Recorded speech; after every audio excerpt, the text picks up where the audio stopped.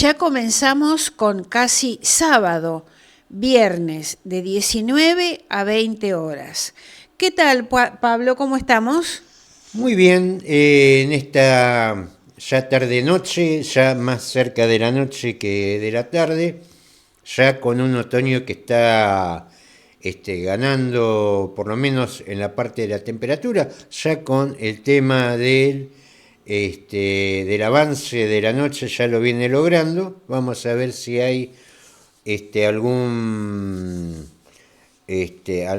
alguna avanzada de algún frente cálido que alargue un poquito y nos permita ahorrar gas en calefacción, pero lo que sí está complicado y que no nos da paz y que aparece avanzar en complicaciones es la fractura del bloque de diputados de La Libertad Avanza, en un conflicto interno. Esto no tiene nada que ver con los otros jugadores políticos de la Cámara. Bueno, llegaron a la fractura, tratando de Pero ya, explicar. Pablo, ¿ya está oficializada la fractura? Sí, sí, sí, sí, sí, sí, sí. Hay tres legisladores que van por un lado, el resto por el otro. Otros están esperando a ver si Milei se sube al avión o no ahí en Dinamarca, para ver si viene, porque aparentemente hay distintas órdenes, todo diciendo que es en nombre de Milei, lógicamente es el principal referente del espacio de ese espacio político, se presenta en la República, y pareciera que hay movimientos extraños. La verdad, hay movimientos extraños. Ya lo de Jumbo Bot Fue escandaloso eso, ¿eh? fue Aunque, escandaloso. aunque mucha importancia por ahí algunos medios no le dieron, pero la verdad que fue escandaloso. Y como creo que lo dijiste vos en un programa anterior, en cualquier otro país esto hubiera sido grave y como para juicio político, ¿no, Pablo? Es grave porque admitió, tanto él como el ministro de Economía, los dos, que tomaban decisiones en función a unos números de una página que era trucha y que en ningún momento tuvo ni siquiera, es más, como que esa página le mostraba lo que ellos querían ver, como que los animaba. Eso evidentemente es un movimiento interno. Algo está pasando ahí, ya no vamos a enterar, pero en definitiva los problemas de la gente pasan por otro lado, mientras están estas disputas de cortijo. Puede ser que se deba todas estas disputas y estas crisis internas un poco también a la falta de experiencia, ¿no? De todos los integrantes de La Libertad Avanza. Experiencia le faltará, pero digamos, ambición por disputa de poder, eso está Sí. por ahí mal manejado, pero se hacen zancadillas. La vicepresidenta, por otro lado, hablando por su parte, incluso hasta teniendo reuniones de gabinete, lo cual es raro. Digamos, le falta por ahí la cancha de Pichetto, pero las malas mañas las tienen todas. Por eso se producen estos conflictos, porque estos conflictos se dan entre el manejo de ellos, que encima son pocos, pero se manejan con muy mala fe y de manera artera. Entonces, bueno, se generan estos conflictos que tienen que ver más con que son jodidos y aparte inexpertos. Muy bien, bueno, vamos a comentar ahora cómo va a ser el programa. Vamos a continuar con la columna internacional de Carlos Juncos. Tenemos también la columna de Carlos Matos, Bueno, yo voy a estar ahí con alguna que otra noticia, tratando de comentar algo. La columna de Pablo Aceto se llama El gobierno de Milei solo destruye. Luego tenemos la despedida, el informativo criollo de Carlos Juncos y por último el tema musical. Hoy vamos a escuchar a La Portuaria. Muy bien, Pablo, ¿tenemos la columna internacional de Carlos Juncos?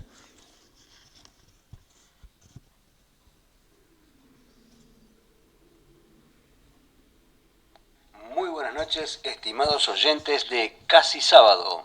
Este nuevo programa que realizamos junto a Gloria Álvarez, Carlos Matos, Pablo Aceto y quien les habla, Carlos Juncos. Todos los viernes de 19 a 20 horas por la FM 87.9, Radio Graffiti, Mar del Plata. Sean todos muy bienvenidos a una nueva edición de la Columna Internacional.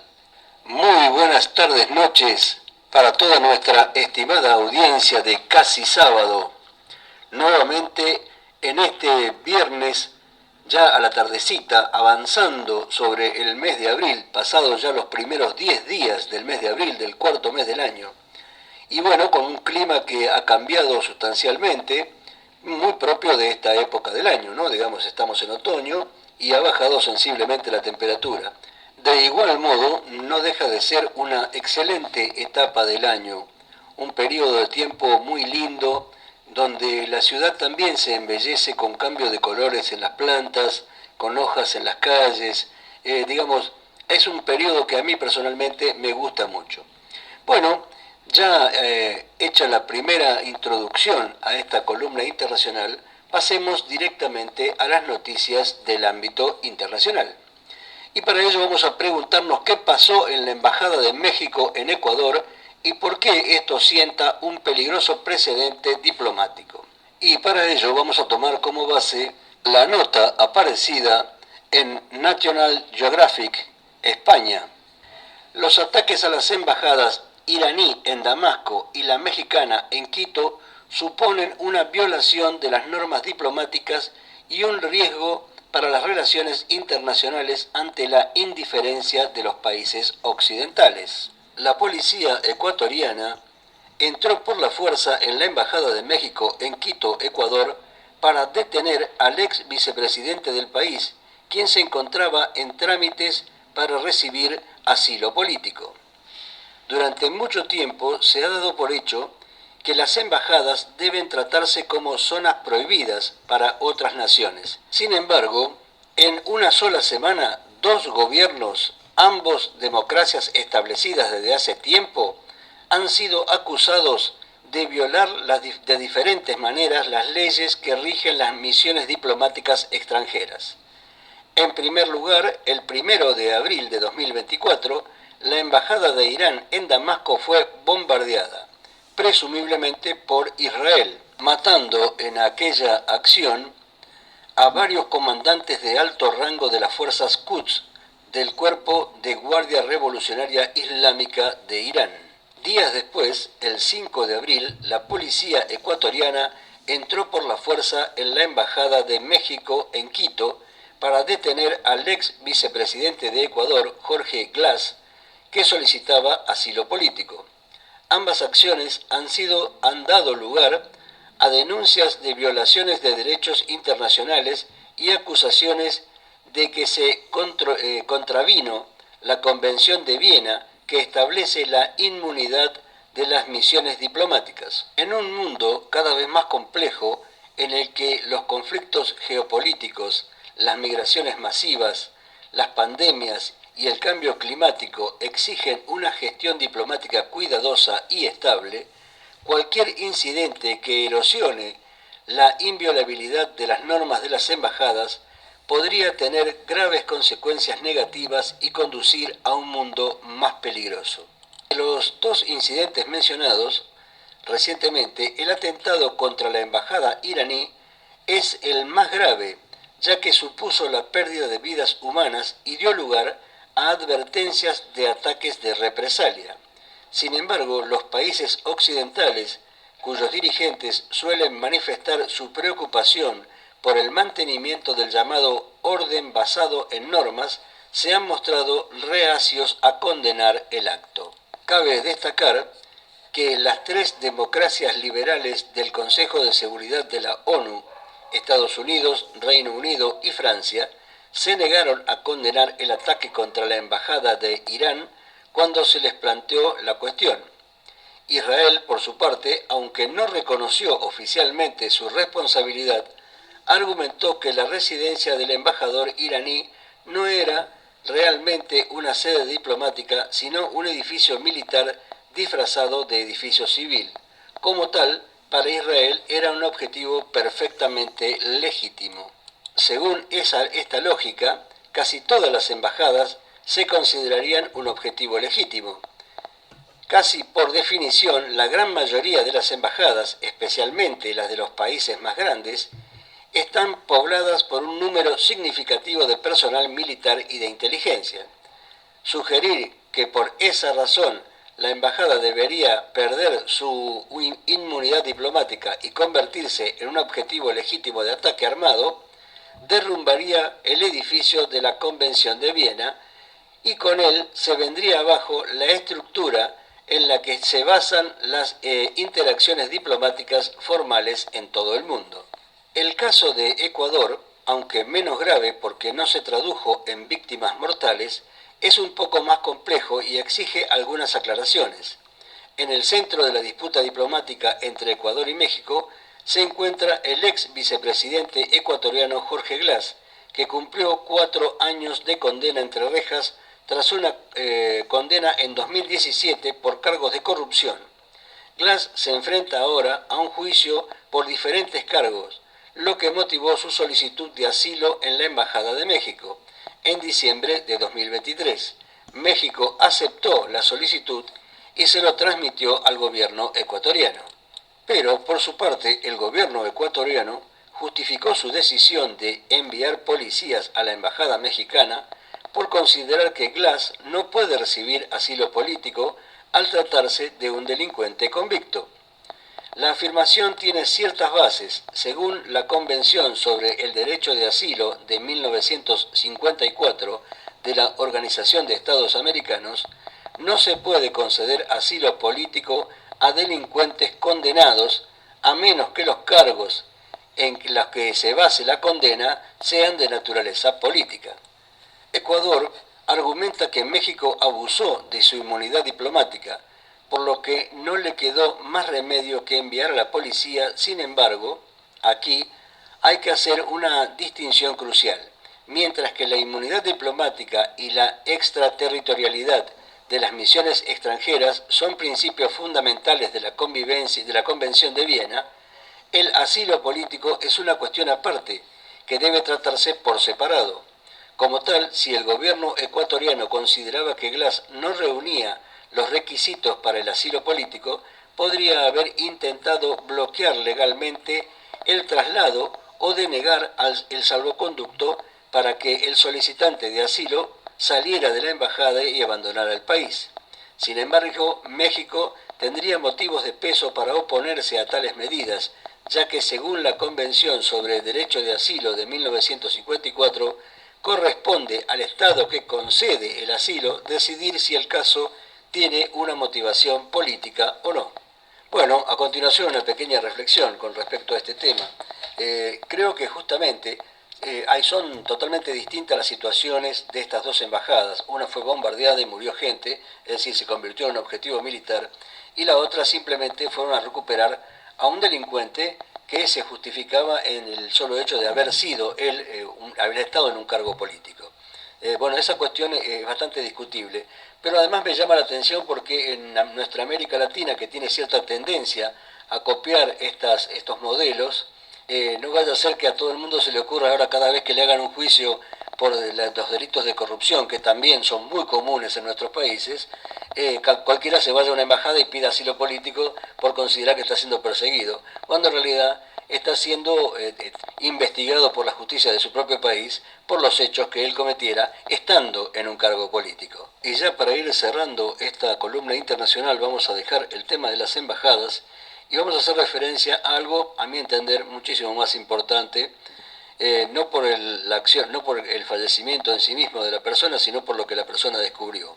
Así es, el 8 de abril de 2024 falleció el científico Peter Ig, que descubrió la llamada partícula de Dios. Así es. Este señor, nacido en 1929, fue un conocido físico que predijo la existencia del llamado botón de Ig, una partícula subatómica que es la portadora de un campo que dota de masa a todas las partículas elementales a través de una interacción con ellas. Interesantísimo. Este señor recibió en el 2013 el Premio Nobel de Física luego de que otros científicos confirmaran la predicción que el científico británico postuló en 1964. Es por ello que quería recordarlo, porque son las personas que aportan a la humanidad cosas realmente importantes. Y nosotros que estamos viviendo en la vida cotidiana, inmersos en estas políticas tan vulgares y tan mediocres, está bueno recordar a aquellos que aportan cosas verdaderamente importantes para toda la humanidad. Bueno, como siempre se nos ha agotado el tiempo, nada más que desearles a todos un excelente fin de semana y nos encontraremos en el próximo programa. Muchas gracias, Carlos Juncos. Bueno, vamos a comentar y compartir a continuación una nota de Pablo Aceto en el portal Cazador de Noticias.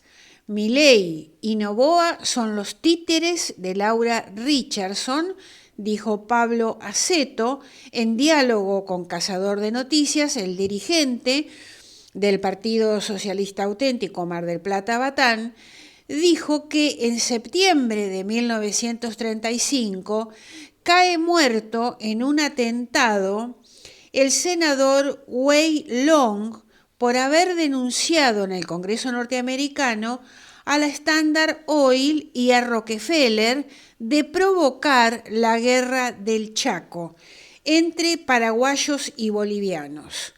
América del Sur, Centroamérica y México siempre fueron víctimas de este tipo de intervenciones, provocando conflictos entre países vecinos o intervenciones directas para generar inestabilidad y mantener a la región en el subdesarrollo.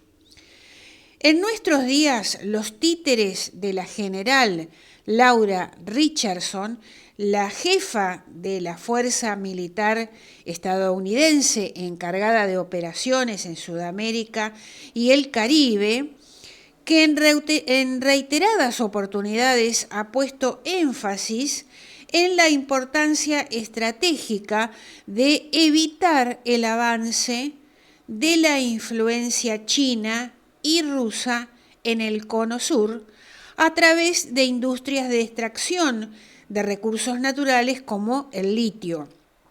Pero también los medios de comunicación están empeñados en cumplir su mandato de entrega y generar conflictos en la región. El ataque verbal de Milei a distintos gobiernos de América se suma al ataque a la Embajada de México, ordenada por el presidente ecuatoriano Daniel Noboa. El Comando Sur trae nubes de guerra a nuestra región. Divide y reinarás. La política intervencionista utiliza a sus títeres para generar conflictos en la región, para rodear a Brasil de conflictos y de bases norteamericanas y francesas, y otras veces para acorralar a México. Pero, en definitiva, para generar una disociación entre los países de la región. Es hora de aprender de la historia y ver qué es lo que está pasando en Europa, en Oriente y en África, y darse cuenta que este camino, donde nos llevan los títeres de la general Laura Richardson, es el del atraso, la violencia y el empobrecimiento bajo el dominio y la influencia de capitales extranjeros. Muy bien, hemos compartido la nota de Pablo Aceto en el portal, la nota completa la podés leer en el portal Cazador de Noticias. Muy bien, Pablo, ¿podremos escuchar la columna de Carlos Matos? El derecho al trabajo nos iguala. Otra vez casi sábado. Hola Pablo, ¿qué tal Carlos? ¿Cómo estás Gloria? El derecho al trabajo es uno de los más importantes, que no es lo mismo que el derecho de trabajar. El derecho al trabajo nos iguala. Hoy queremos contar acerca de un proyecto que se presentó, un proyecto de ordenanza que se presentó en el Consejo Deliberante y que a su vez lo pasaron o lo giraron al Consejo Municipal de Discapacidad a efectos de dar un informe, un dictamen. El proyecto tiene que ver con un servicio de colocación laboral para personas con discapacidad. Es importante que la Municipalidad de General Porredón tome cartas en este asunto. Tiene algunos puntos de contacto con el CECLAS, el Servicio de Colocación Laboral Selectiva, instrumentados de la provincia de Buenos Aires, con esos talleres de capacitación y un banco de datos de las personas con discapacidad o posibles empleados con discapacidad. Bien, a nivel local se empezó a trabajar en un proyecto de ordenanza tomando una figura parecida. Vamos a desarrollarlo durante alguna columna subsiguiente.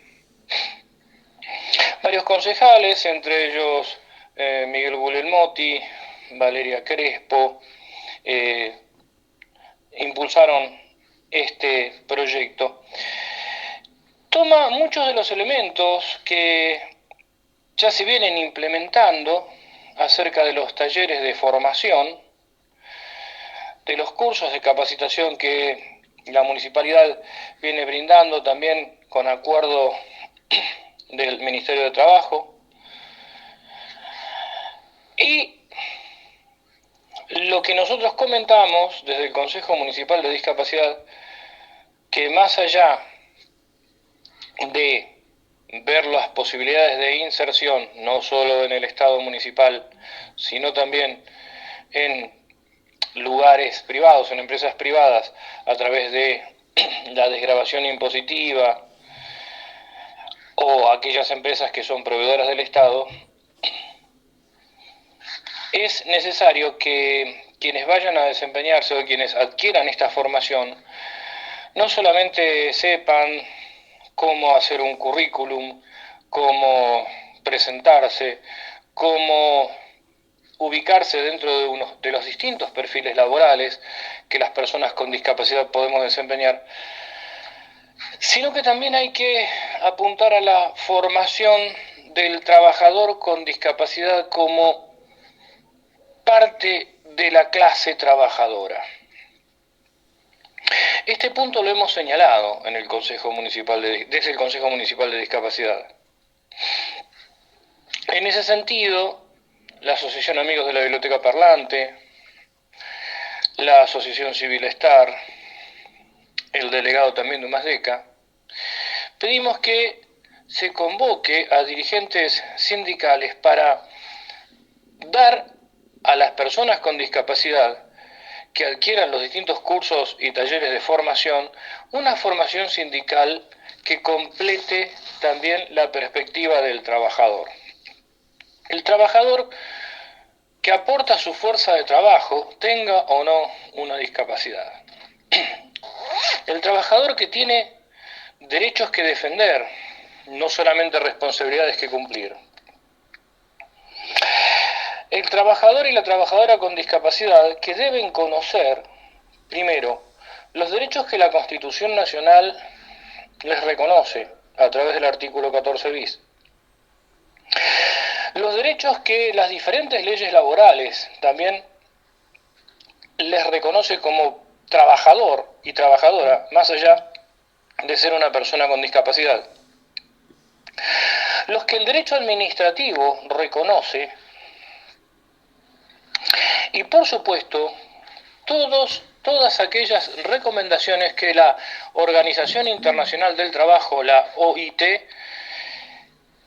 explica que las personas con discapacidad pueden y deben desempeñar.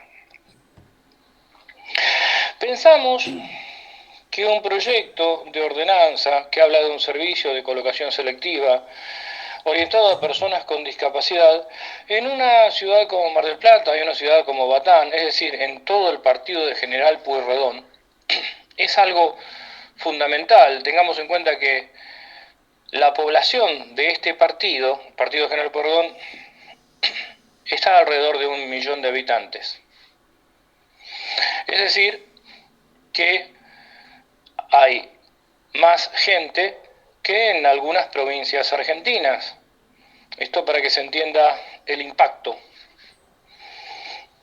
que el tema laboral comprende a las personas con discapacidad. Hay muchas personas con discapacidad que podrían desempeñarse en diferentes lugares, que además han estudiado y han podido formarse en distintas áreas profesionales, y muchas veces por cuestiones de prejuicio no son tomados dentro del mercado laboral. Por eso decimos, bienvenido a este proyecto y todas aquellas sugerencias que puedan ir mejorándolo o nutriéndolo, y ojalá que estas cuestiones se resuelvan por el voto unánime del Consejo Deliberante. Siempre decimos que qué buena oportunidad que la discapacidad sea el espacio en el que nuestros legisladores, nuestras legisladoras de todos los espacios empiecen a pensar en verdaderas políticas de Estado. Nos encontramos el viernes próximo, cuando sea nuevamente casi sábado. Muchas gracias, Carlos Matos. La CGT hará un paro general y una movilización el 9 de mayo. La CGT convocó a un paro nacional con movilización el 9 de mayo en oposición a la ola de despidos en el Estado, las medidas que atentan contra los derechos laborales y las políticas económicas del gobierno de Javier Milei. Será la segunda medida de fuerza nacional que la Central Obrera organiza contra la gestión de Milei. El paro se va a realizar a pocos días de la gran movilización que la CGT organiza para el 1 de mayo, fecha en la que se conmemora el Día Internacional de los Trabajadores.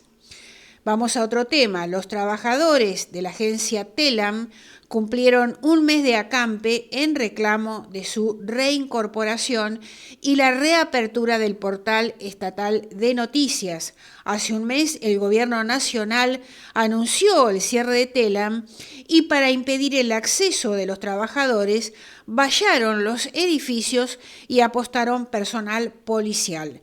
Además, dieron de baja la página web y el sistema informático que utilizaba el área periodística. Otro tema, la respuesta libertaria al hambre, palos, gases y balas de goma, la movilización en reclamo de mayores partidas para los comedores comunitarios terminó en violencia, con 10 detenidos y un centenar de heridos, incluyendo fotógrafos y cronistas. El gobierno celebra la represión, mientras las organizaciones denuncian una emboscada y un mensaje dotado de odio y de agresión. Esta protesta fue el miércoles 10 de abril, donde, como decimos, hubo represión.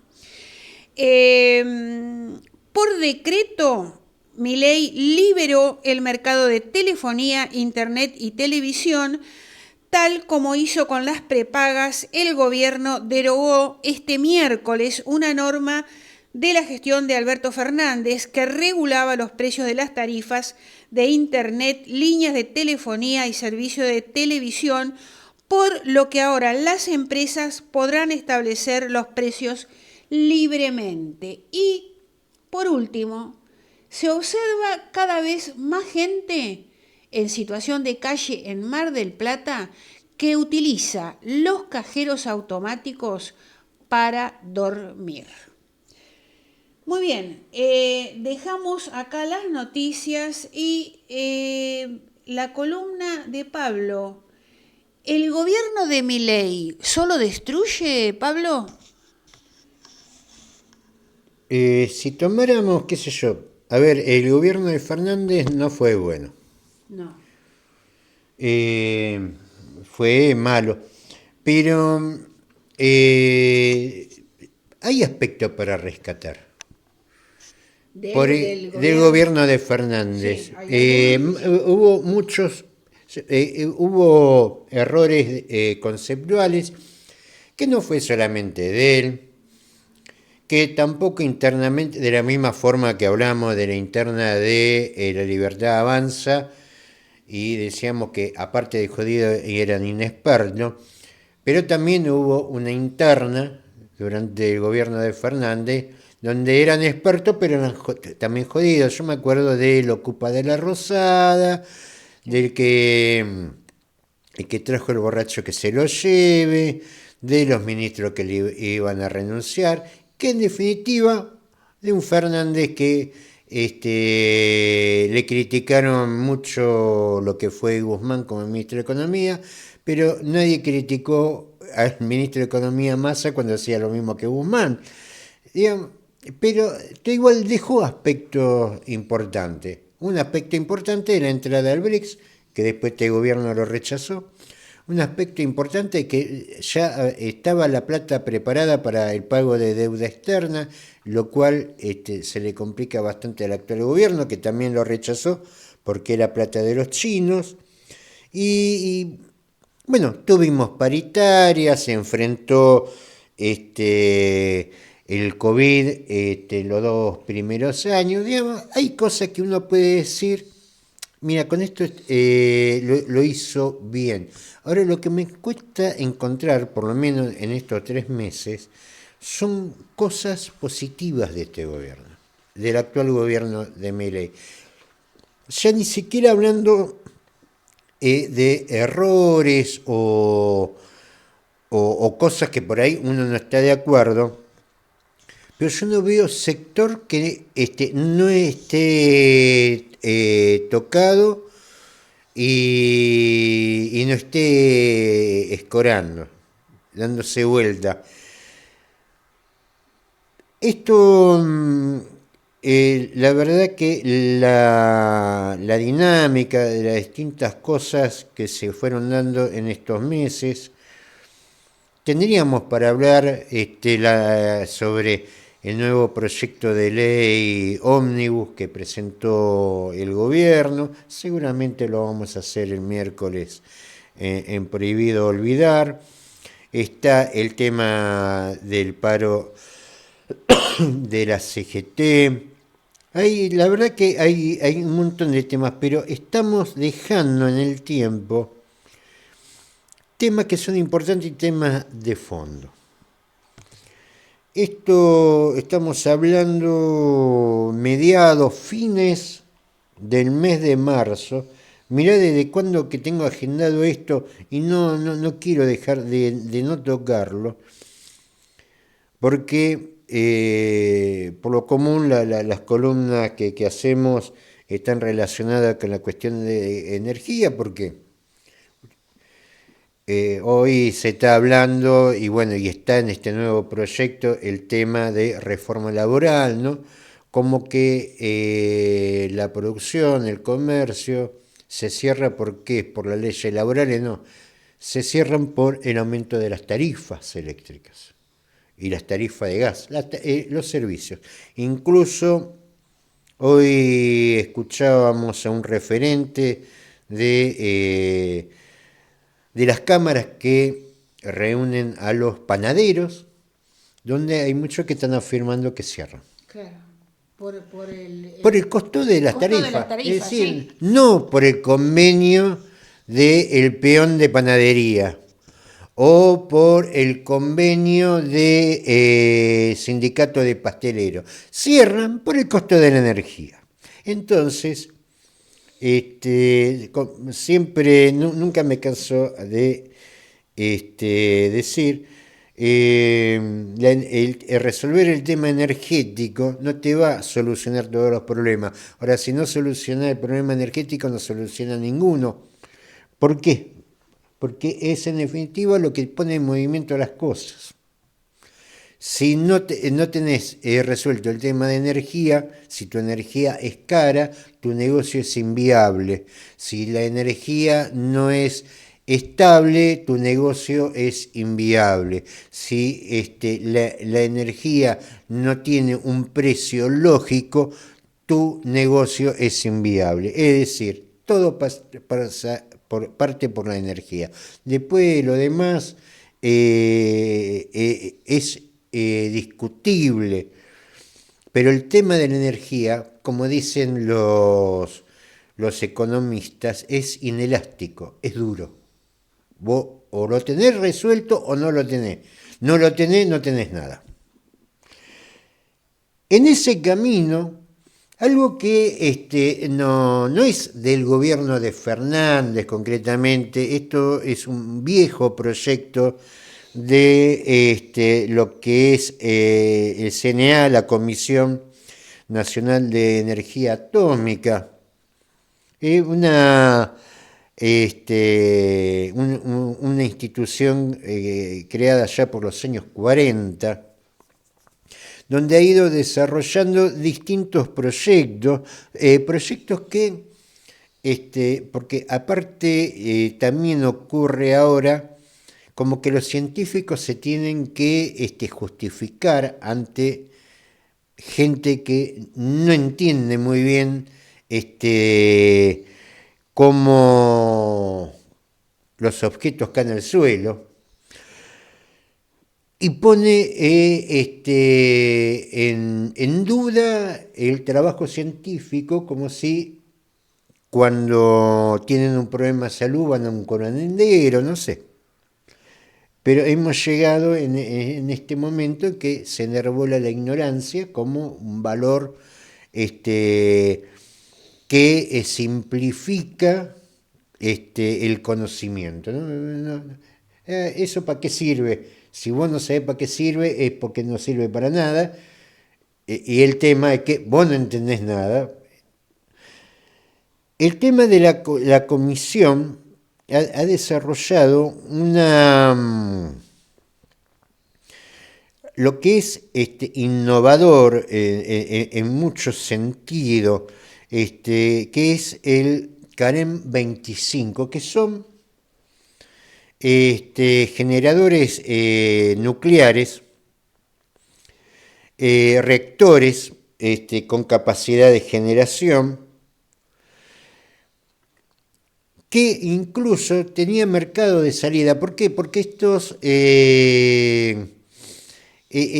reactores de potencia tienen características que no tienen los demás. Todo lo demás ustedes van a ver que el tema de la energía nuclear necesita una gran infraestructura.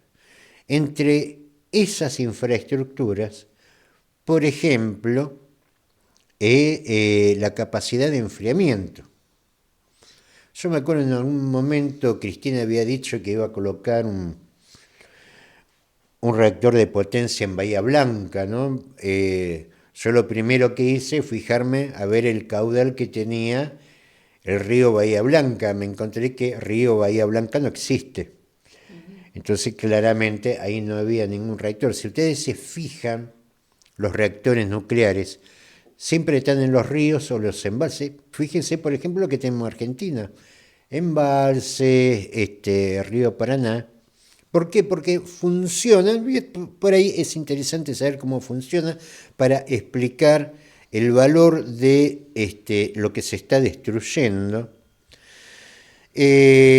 Funciona como las viejas máquinas a vapor. Producen vapor, con ese vapor generan la fuerza mecánica que pone en funcionamiento las turbinas. El tema que la generación de calor no es ni gas, ni leña, ni carbón, es la energía nuclear. Entonces, como se podrán imaginar, se crea un mini sol en esos reactores, que son lo que calientan el agua y genera la potencia mecánica.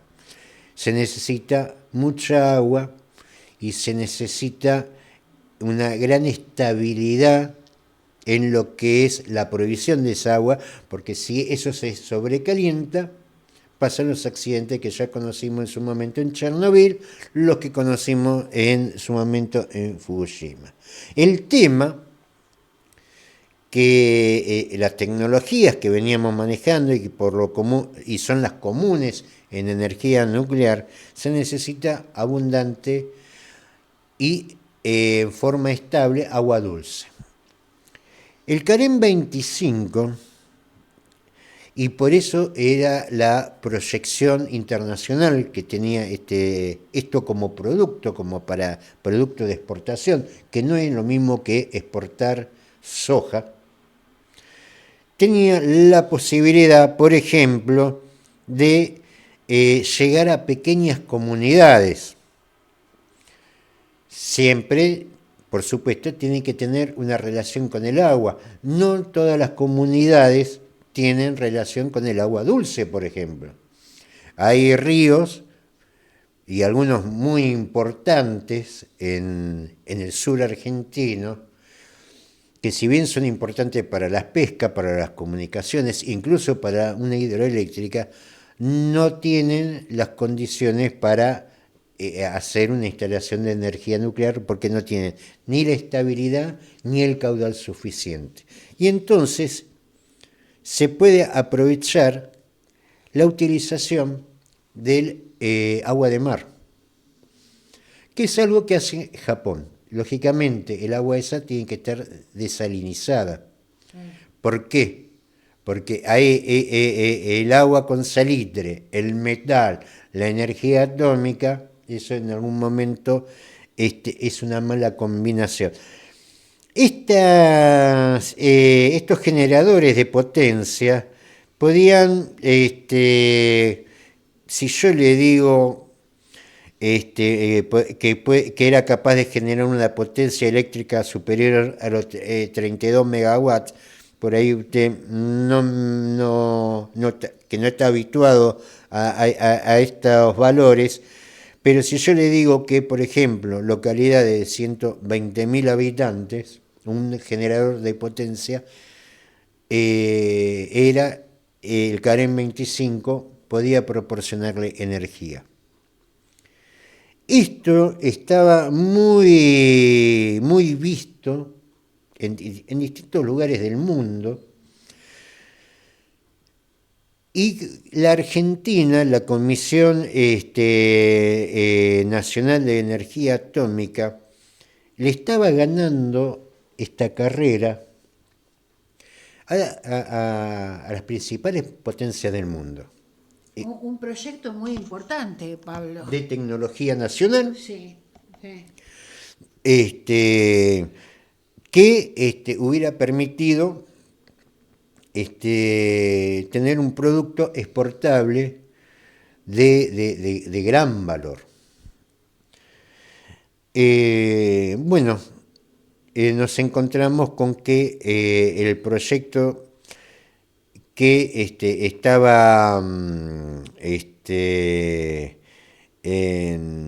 en construcción, el presidente de la República decide cerrarlo. Esto lo denuncia el secretario general de la seccional de Zárate de la UOCRA, Julio González, donde se generaron los distintos disparadores. Lo notable de esto, nos pasó acá con la línea de 500 megawatts que venía a unirnos con el sistema interconectado de Mar del Plata, también nos enteramos que se paraliza por el despido del empleado de la UOCRA.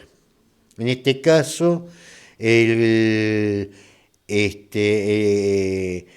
etapa que estaba avanzada en la construcción en la localidad bonaerense de Lima, el CAREM 25, diseñado originalmente para generar una potencia de 25 megavatios, de allí su nombre, CAREM 25, pero a raíz de sucesivas mejoras en la ingeniería y por la tecnología que se aplicaba en el turbogrupo, el prototipo será capaz de generar una potencia superior a los 32 megawatts, es decir, más de lo que llevaba originalmente el proyecto. Esto fue detenido notablemente en una de las visitas que hizo Laura Richardson en la Argentina. Sí.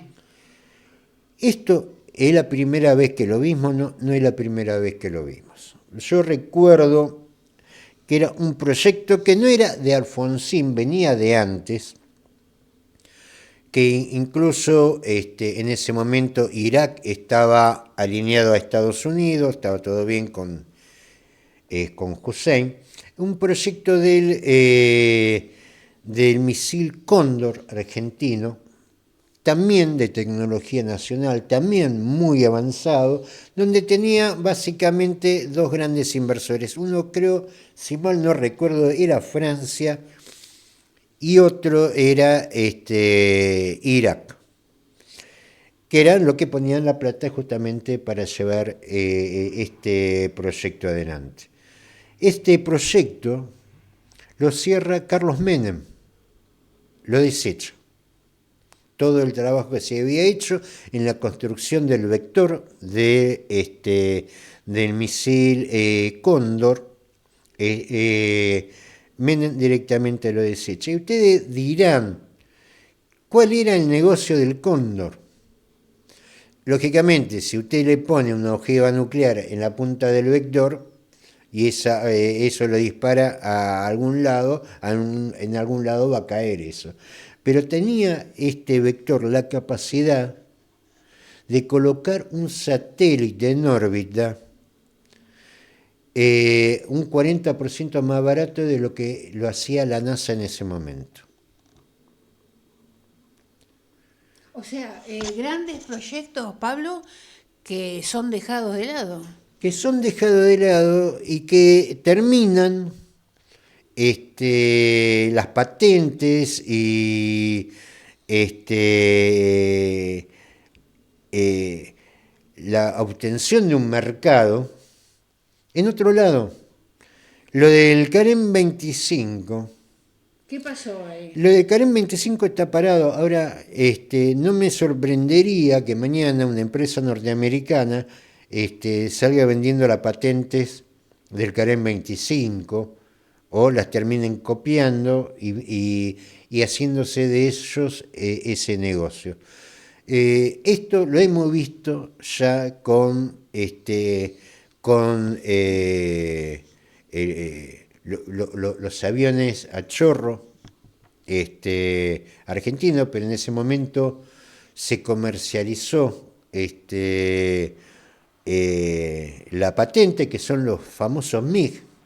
El MiG 21 tiene patente argentina, y ahora se perdió la patente del Cóndor, y ahora el CAREM, que no solamente puede solucionar los problemas de energía en la Argentina, lo cual no son pocos, sino también la posibilidad de ganar un mercado con tecnología de punta, que no es lo mismo cuando usted tiene que importar medicamentos y usted lo único que tiene para exportar es soja a granel. No es lo mismo que un producto tecnológico. Usted lo puede importar a cualquier lado del mundo porque las necesidades de energía, más en estas épocas de transición energética, el CAREN 25, la verdad era un proyecto que se distinguía en el mundo por sus capacidades y por la solución de problemas técnicos que permitían en cualquier localidad, incluso ahí donde hay solamente agua salada, instalar un reactor de potencia. Y estas son las cosas importantes. Se podrán discutir algunas cosas u otras de recorte, pero que la Argentina pierda mercados, que es el fruto de... A ver, esto lo saca la Comisión Nacional de Energía Atómica, lo sacó el año pasado, se había comenzado la construcción, pero acá está condensado varias generaciones, el conocimiento de varias generaciones de científicos argentinos. Todo tirado a la basura. ¿Por qué? La verdad que el tema de reducir costos, esto no lo justifica. Nos vamos, nos volvemos a encontrar el viernes que viene por Graffiti FM 87.9, con Casi Sábado, de 19 a 20 horas. Nos vamos escuchando el informativo criollo, a cargo de Carlos Juncos, y un tema musical. Vamos a escuchar a la portuaria Selva. Saludos para todos.